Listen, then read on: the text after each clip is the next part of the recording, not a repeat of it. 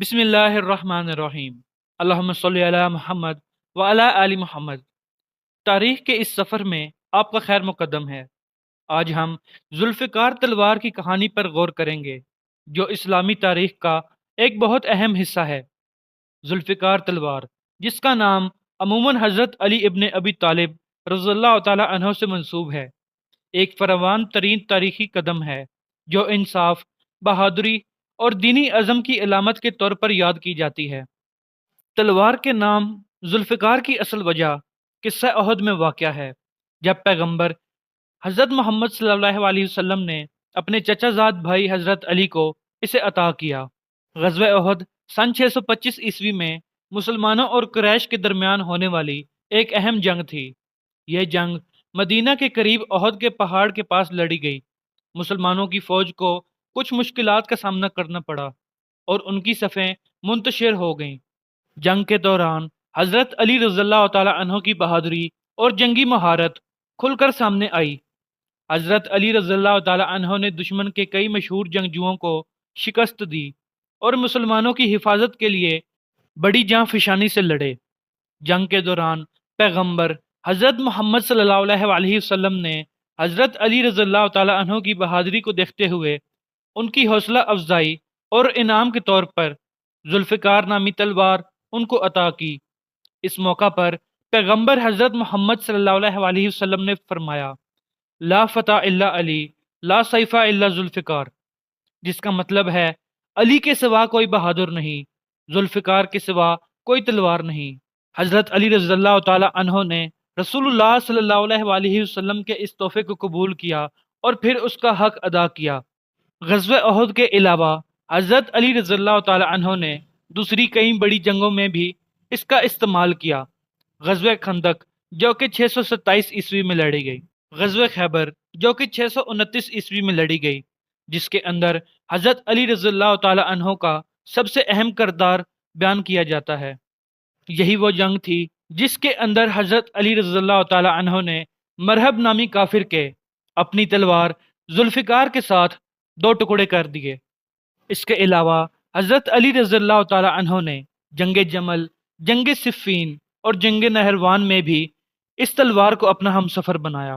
ذوالفقار کی تاریخ کے حوالے سے بعض روایات میں آتا ہے کہ ملکہ بلقیس نے حضرت سلیمان علیہ السلام کو جو تحائف پیش کیے ان میں سے ایک ذوالفقار بھی تھی، اور اس طرح یہ حضرت سلیمان علیہ السلام کے ہاتھوں سے ہوتی ہوئی کئی پیغمبروں کے پاس آئی اور پھر آخر میں اہل مکہ والوں کے پاس، اور غزوہ بدر کے موقع پر یہ کفار کو قتل کر کے مسلمانوں کے پاس آئی۔ اور بعض روایات میں آتا ہے کہ اس تلوار کو آسمان سے اتارا گیا۔ بہرحال حضرت علی رضی اللہ تعالی عنہ نے اپنی ساری زندگی ذوالفقار کو اپنے ساتھ رکھا اور اس کا بخوبی استعمال کیا۔ حضرت علی رضی اللہ تعالی عنہ کی شہادت کے بعد ذوالفقار کا جانشین ان کے بیٹے حضرت امام حسن ابن علی رضی اللہ تعالی عنہ ہوئے۔ حضرت حسن رضی اللہ تعالی عنہ نے اس تلوار کو اپنی حفاظت کے لیے استعمال کیا۔ بعد میں حضرت امام حسن رضی اللہ تعالی عنہ کے حضرت امام حسین ابن علی رضی اللہ تعالی عنہ نے ذوالفقار کو وراثت میں پایا۔ کربلا کی جنگ، جو کہ 680 عیسوی میں لڑی گئی، اس جنگ میں حضرت امام حسین رضی اللہ تعالی عنہ نے ذوالفقار کو اپنی بہادری اور عزم کی علامت کے طور پر اٹھایا۔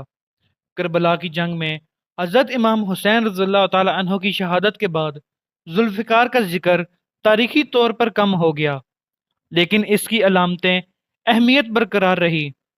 حضرت امام حسین رضی اللہ تعالی عنہ کے بعد ائمہ اہل بیت، یعنی امام زین العابدین رضی اللہ تعالی عنہ، امام محمد باقر رضی اللہ تعالی عنہ، امام جعفر صادق رضی اللہ تعالی عنہ اور دیگر اہل بیت نے ذوالفقار کو ایک روحانی وراثت کے طور پر برقرار رکھا، اگرچہ اس کی جسمانی موجودگی کے بارے میں معلومات محدود ہیں۔ ذوالفقار بعد کی صدیوں میں اسلامی تاریخ، ادب اور فنون میں ایک علامت کے طور پر برقرار رہی۔ یہ تلوار آج بھی مختلف اسلامی تحریکوں اور جھنڈوں میں استعمال ہوتی ہے۔ آخر میں آپ کو بتاتے چلیں کہ ذوالفقار صرف ایک تلوار نہیں ہے، یہ حضرت علی رضی اللہ تعالی عنہ کی بہادری، انصاف اور روحانیت کی ایک طاقتور علامت ہے۔ اس کی اسلامی ثقافت میں نمائندگی حضرت علی رضی اللہ تعالیٰ عنہ کے احترام اور ان کی قدروں کو اجاگر کرتی ہے، جس سے ذوالفقار اسلامی دنیا میں ایک لازوال علامت بن چکی ہے۔ اس تلوار کا ذکر بعد کے آئمہ اور حضرت علی رضی اللہ تعالیٰ عنہ کے بیٹوں کے حوالے سے بھی آتا ہے، جس نے اسے ایک روحانی وراثت کے طور پر برقرار رکھا ہے۔ ویڈیو پسند آئی ہو تو اسے لائک اور شیئر کرنا مت بھولیے گا۔ اگر چینل پر نئے ہیں تو اسے لازمی سبسکرائب کر لیں تاکہ مزید ایسی معلوماتی ویڈیوز جلد از جلد آپ تک پہنچ سکیں۔ بہت شکریہ۔